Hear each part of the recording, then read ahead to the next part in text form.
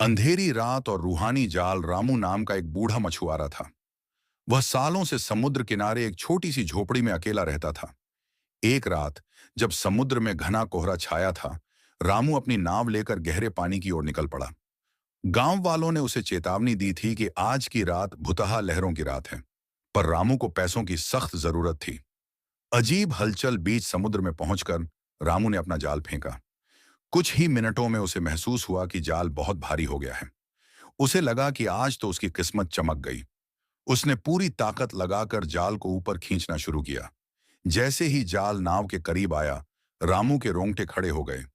जाल में कोई मछली नहीं थी, बल्कि एक पुराना जंग लगा हुआ पीतल का दिया था, जो बिना तेल के भी जल रहा था।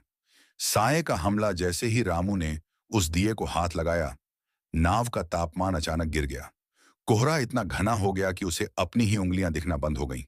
तभी उसे पानी की लहरों के बीच से किसी के चलने की आवाज सुनाई दी। छप छप छप। उसने मुड़कर देखा तो नाव के दूसरे कोने पर एक धुंधली आकृति बैठी थी। वह एक आदमी था, जिसके कपड़े फटे हुए थे और उसका पूरा शरीर पानी में गल चुका था। उसकी आंखों की जगह सिर्फ काले गड्ढे थे। वह आकृति रामू की ओर धीरे धीरे सरकने लगी और एक भारी गूंजती हुई आवाज में बोली, क्या तुम्हें मेरी आखिरी निशानी मिल गई? अब इसे वापस करने की बारी तुम्हारी है।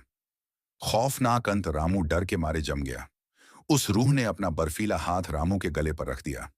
रामू ने आखिरी कोशिश की और उस दिए को जोर से समुद्र में फेंक दिया। एक तेज चीख सुनाई दी और वह साया धुएं की तरह गायब हो गया।